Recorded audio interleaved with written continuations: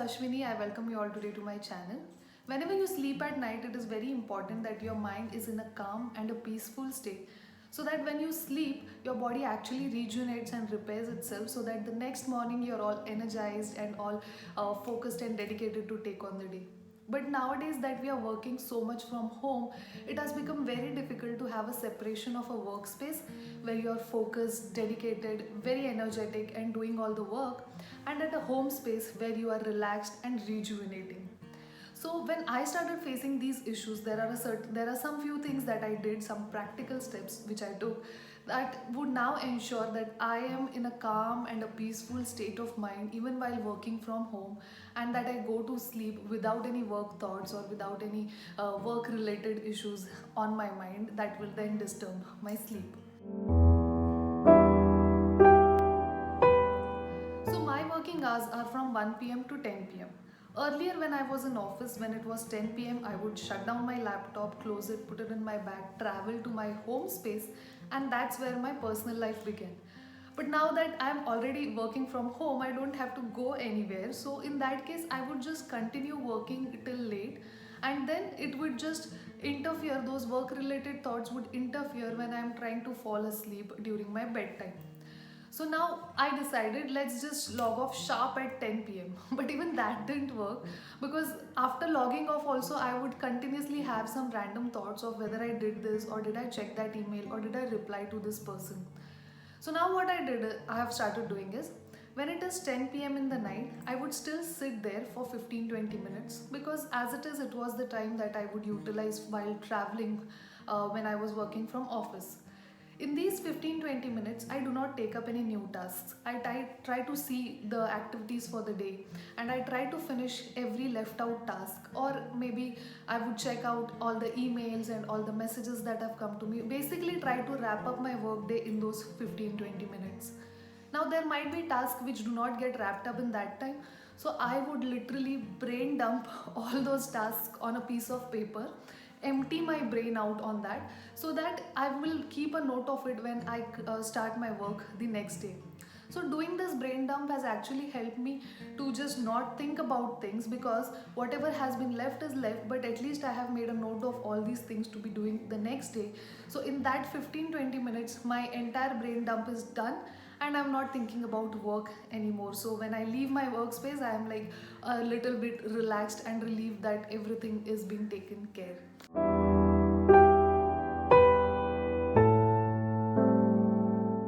A clear space will give you a clear mind. All of us know that, right? But whether you're logging out at 6 p.m. or you're logging out at 10 p.m. like me, frankly speaking, at the end of a busy work day, none of us have the motivation to go ahead, not at least me, to go ahead and clean the entire house, right? But then again, we have to understand this is the space we are staying for so long now that we are working from home. Especially for me, I'm almost 24/7 here. So in that case, it is very important to keep the space tidy and fresh, at least enough for our minds to be clear. So what I do is I'll put up a timer for 10 minutes and I'll start to clean.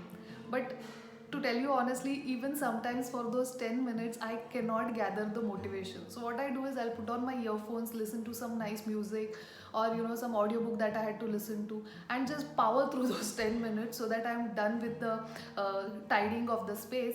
And this ensures that the next day when I'm getting up, I am being welcomed by a clean, tidy and a fresh space to start my day with a fresh mind. So the circadian rhythm of the body gets disturbed when we have our lights on during the night time. And to add to that, we have our screens for our phones, our laptops or TV. If that is also on, the blue light emission that happens through these devices interferes with our sleep. So in the night time, what I've started doing is I would shut off the lights, maybe make them a little more dim, and then try to avoid the temptation of going on my phone for mindless scrolling as much as possible, and take up some activity which is not screen related. For example, I like to read, so I would take up some light reads in the evening, nothing's too motivation because then it again gets me a lot of excitement. So I'll try to read something that is calming and peaceful. I have talked about one of the books, that is The Power of Your Subconscious Mind, and it's a really good book to read during the night time. I will leave the card somewhere here.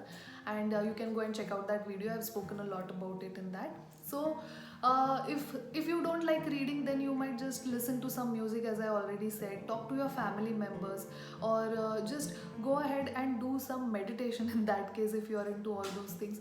So all this will ensure that your mind is going into a calm and peaceful state of mind, rather than those harsh emissions that are happening from the screen, which will interfere with your sleep.